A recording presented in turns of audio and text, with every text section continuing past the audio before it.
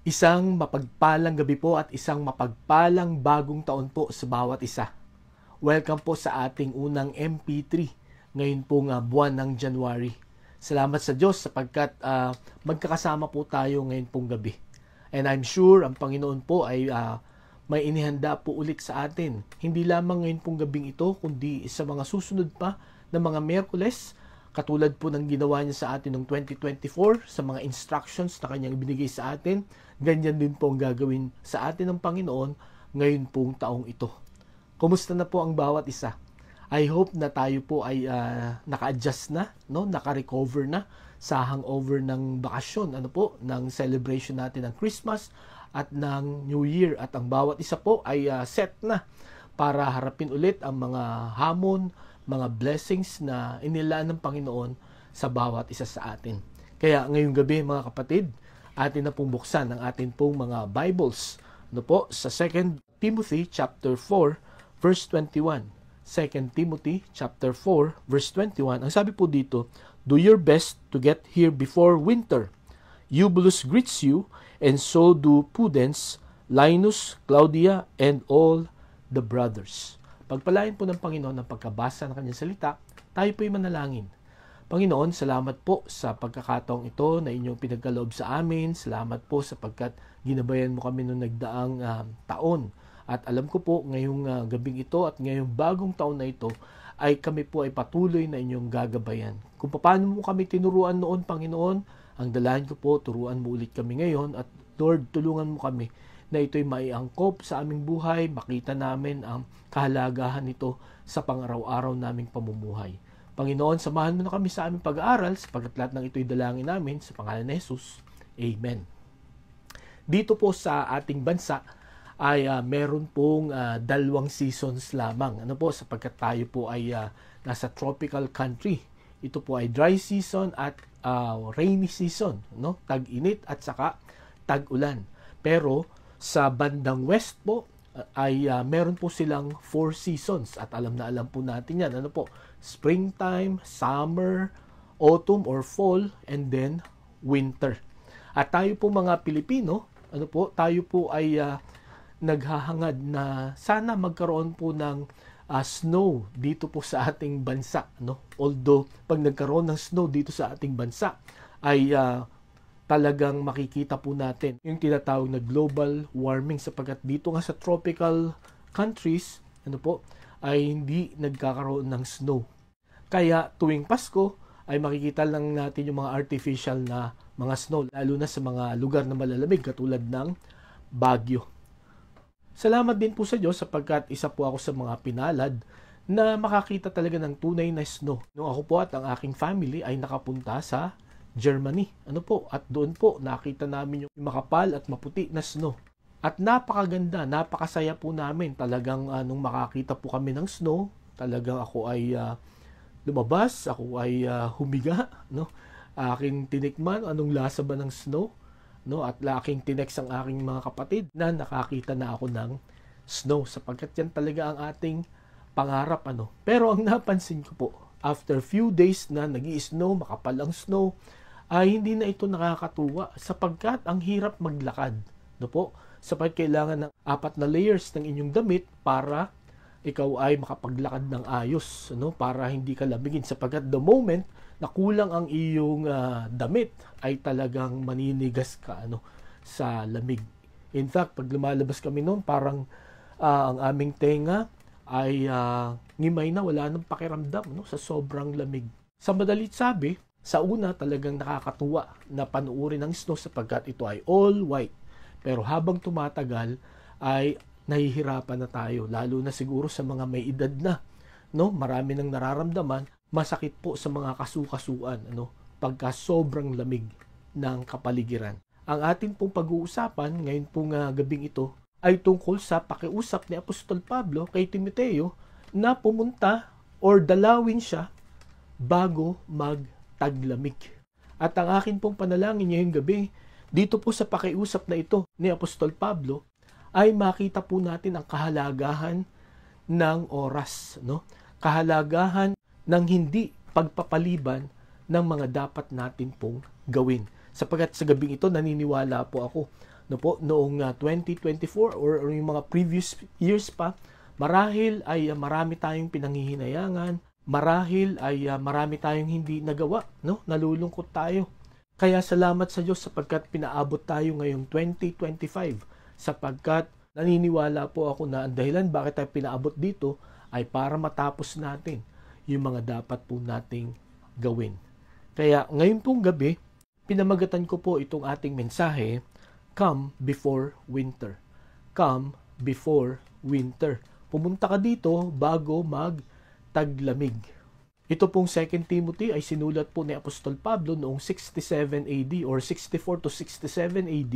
Ito po ay yung pangalawa niyang pagkakakulong sa Rome at ayon po sa mga Bible scholars ay malapit na siyang mamatay dito, malapit na siyang i-execute, no, ni Nero noong panahon na yun, no? At ang sabi pa nila, pagkatapos niya sulatin ito, after 2 weeks, yun nga po, siya po ay pinatay na.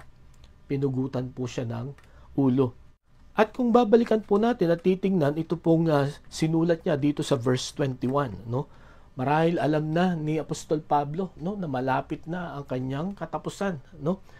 Natapos na niya ang kanyang misyon. In fact, sabi niya nga dito sa verse 6, sabi niya, For I am already being poured out like a drink offering, and the time has come for my departure. No? So, alam na niya na malapit na. Kaya, sumulat siya ng ganito sa pagtatapos ng kanyang letter, sinabi niya kay Timothy, Come before winter.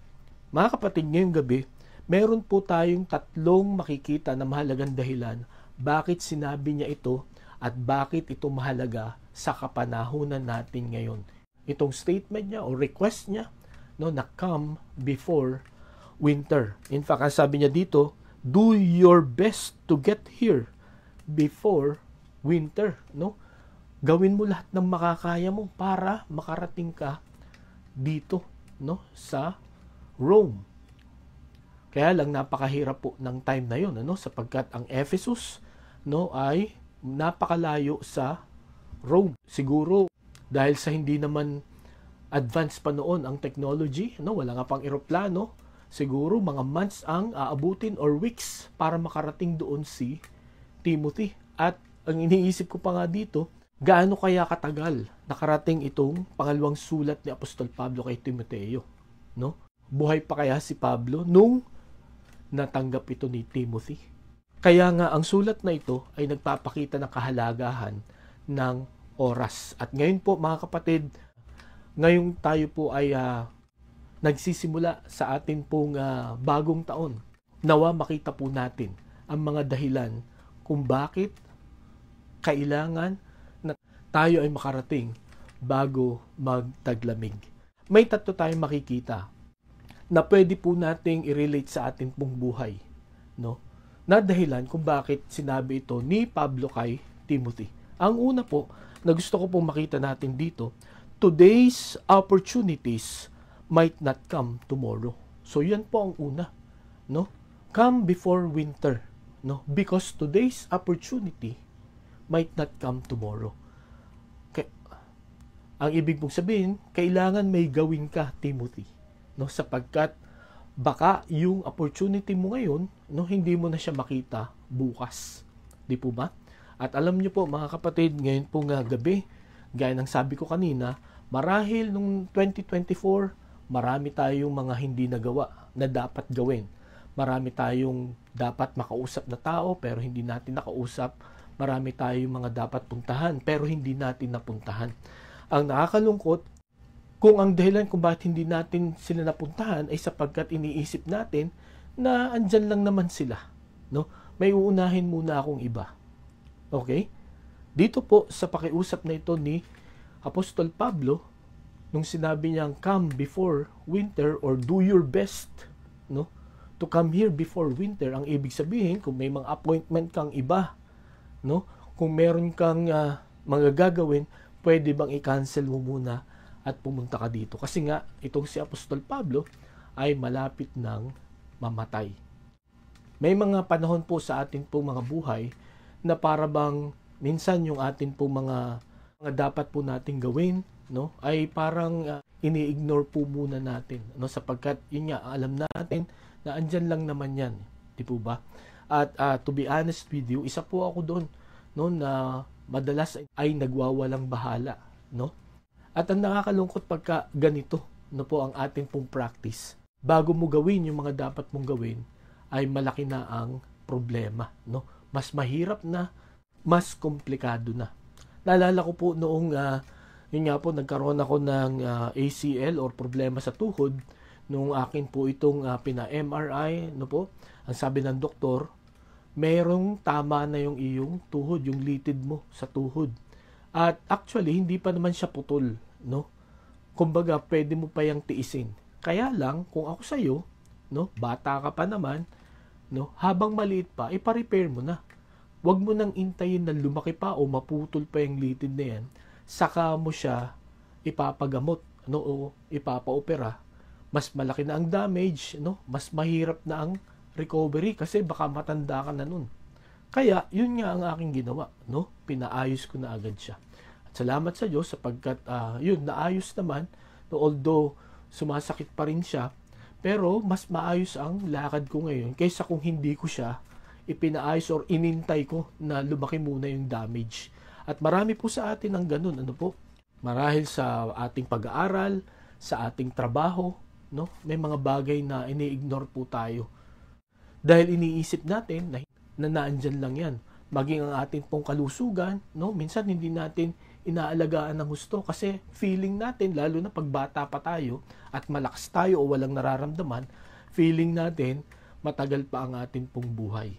Si Apostol Pablo, kaya niya sinulat ito kay Timoteo sapagkat malapit nang matapos ang kanyang buhay. Maging sa ating pong spiritual na buhay, ano po? Hindi ko po alam kung tayo ay maagap sa ating pong pagka-quiet time, no? Pagbabasa ng salita ng Diyos, no? Ating pananalangin, ating pagpunta sa church, ating pagbabahagi ng salita ng Diyos. Hindi ko po alam kung gaano ito kahalaga sa inyo. Pero mga kapatid, kung merong napakahalaga na dapat tayong ginagawa at inuuna, no po, sa bawat paglipas ng araw, ito po yung ating communication sa Panginoon. Because this is our source of energy, source of wisdom, no po? Sapagkat kung lumayo tayo sa Panginoon, no, kung pabayaan po natin ito, sigurado po, no, mahihirapan po tayo ayusin ang mga problema, alamin kung ano ang mga solusyon sa mga hamon natin pong nakakaharap everyday. Kaya ngayong gabi mga kapatid, tandaan po natin itong request ni Apostol Pablo, come before winter. No, hindi niya sinabing come anytime, no. Nagsabi siya ng specific time. Come before winter, bago magtaglamig. Sapagkat noong unang panahon, dahil nga hindi pa high-tech, no, advanced ang technology, walang eroplano, walang heater, no, at marahil yung dagat noon ay frozen, no, walang makakadaan na barko. At mahirap mag-travel sa kabayo kasi sobrang lamig niya, no. Kaya ang pakiusap ni Apostol Pablo, come immediately, no? Come right now. Yun po ang ibig sabihin ng come before winter. Kaya mga kapatid, ngayong gabi, kung last year or kung this year, mayroon kayong dapat gawin. Kung last year, mayroon kayong hindi nagawa na dapat nyong ginawa. Ngayong gabi, marahil itong opportunity na ito ay binibigay sa atin ng Panginoon para tapusin na po natin yan sapagkat baka bukas ay wala na. Katulad po ng nangyari dito. Marahil pagkatanggap ni Timothy, hindi ko alam nga kung gaano katagal dumating yung letter na yan, pero marahil no, hindi na nakapunta, hindi na nakatugon si Timothy sapagkat pinatay na si Pablo. So kung ano man ang pinagwawalang bahala natin ngayon, sana po paalalahanan tayo ng salita ng Diyos na ito. Sapagkat ang sabi po sa James chapter 4, verses 13 and 14, binasa na po natin ito nung Sunday, sa church. Pero ang sabi po dito, now listen, you who say, today or tomorrow, we will go to this or that city, spend a year there, carry on business, and make money. Why? You don't even know what will happen tomorrow. What is your life? You are a mist that appears for a little while and then vanishes. So, sabi po ni Santiago, no? Huwag nating akalain, no, o huwag tayong maging confident na tomorrow, no, or sa susunod na araw ay magagawa natin ito sapagkat hindi natin alam, no? Dahil ang buhay natin ay parang hamog lamang, no? Mabilis mawala. Ang punto po dito, kung ano yung dapat mong gawin ngayon at kung ano yung magagawa mo ngayon, gawin mo na. Di po ba? So yun po ang una na makikita natin na dahilan kung bakit ni-request ni Apostol Pablo itong si Timoteo to come before winter. Because today's opportunities might not come tomorrow. At ganun din po sa atin, mga kapatid. Ang pangalawa na dahilan, hindi lamang today's opportunities might not come tomorrow, but time passes quickly, no?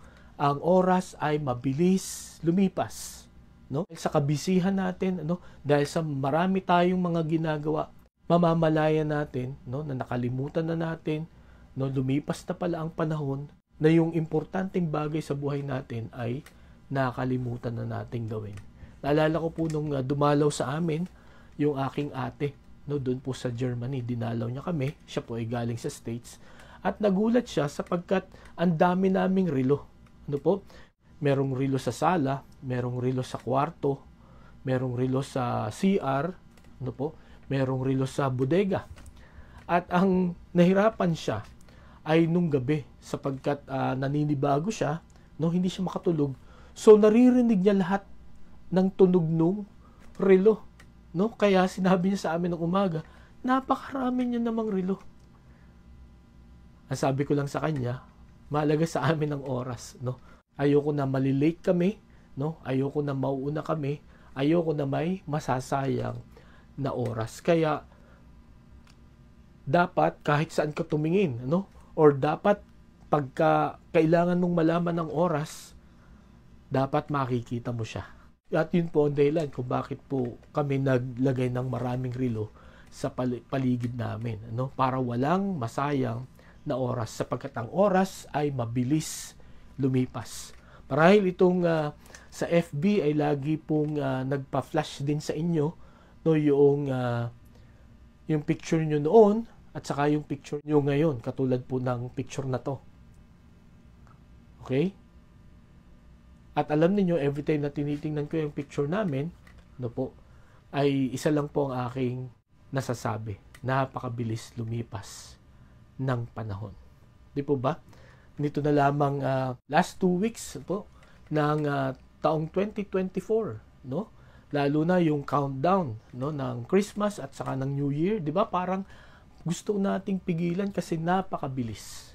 Kaya hindi dapat tayo magpaka-kampante, no? Hindi dapat nating baliwalain yung mga bagay na dapat nating gawin sa panahong ito. Baka kasi kung ipagpabukas pa natin yan, no, baka mahuli na ang lahat, no po.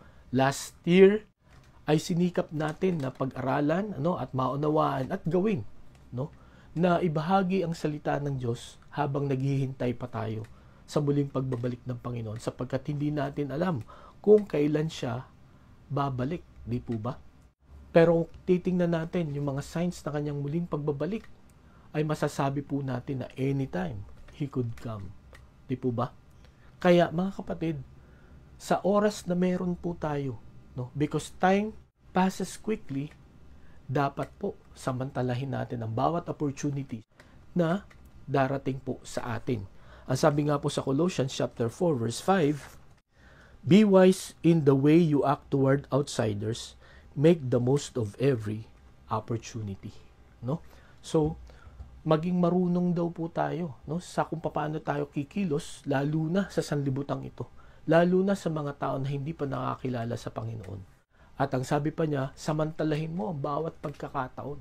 Kaya mga kapatid, ngayon pong gabi, may mga tao pa ba na dapat tayong bahaginan ng salita ng Diyos? Or may mga tao ba na ini-ignore tayo sapagkat feeling natin nandyan lang naman sila, hindi naman sila mawawala? Alam po natin na nangyari noong December, no, yung bumagsak na Jeju Airlines sa South Korea, no? 181 ang pasahero, 179 ang namatay. So sino mag-aakala, no, yung mga kamag-anak, mga mahal sa buhay, at maging sila na nung araw na yun, ano po, Nung trip nila na yun, galing Bangkok, no, galing sa bakasyon, yun na ang huli nilang biyahe. Di po ba? At hindi natin alam sino ang mga mananampalataya doon, sino ang mga na-share ng gospel doon. No? Hopefully, wala po tayong kamag-anak or loved ones or kaibigan or kakilala na kasama doon. Pero mga kapatid, ngayong gabi, sino pa ang mga kakilala natin na hindi pa natin binabahagi na ng salita ng Panginoon? Mga kapatid, time passes quickly. Kaya sinabi ni Apostol Pablo kay Timothy, come before winter. Ang sabi nga po ng isang quotation, 200 years ago. Ang sabi niya, I expect to pass through the world but once. Any good therefore that I can do, or any kindness that I can show to any fellow creature, let me do it now. Let me not defer or neglect it, for I shall not pass this way again. Itong mga lilipas na mga oras na ito, kung ito ay ating papalampasin, wala tayong gagawin, hindi na po natin yan maibabalik. At sabi nga dito, we will never pass that way again. Kaya kung ano man yung magagawa natin ngayon, let's do it, mga kapatid. So yun po ang pangalawa na makikita natin, no, na dahilan kung bakit sinabi o ni-request ito ni Pablo kay Timothy, come before winter. Because today's opportunities might not come tomorrow.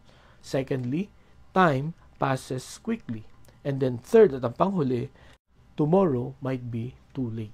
No? Yung bukas, no, marahil ay huli na. No? Or kung ipagpapabukas pa natin, marahil ito ay huli na. Katulad nga nung sabi niya dito sa James chapter 4 verses 14, no, ang buhay natin ay parang hamog, no? Sa umaga naandyan, pero pag sumikat na ang araw, no, in a few minutes or few hours, wala na. At ganun din po ang ating pong buhay. Ganun din po ang ating lakas. Ganun din po ang mga opportunities na meron po tayo. Possible po, no? Kung atin po itong babaliwalain, no, i-ignore, i-avoid, baka mahuli na po ang lahat, no? Baka hindi na dumating yung bukas. Di po ba? Ang sabi po ng isang manunulat, procrastination destroys any good intention, no? Procrastination destroys any good intention, no? Kahit na napakaganda ng plano mo or gusto mong gawin, pero pagka ikaw ay tinamad, no?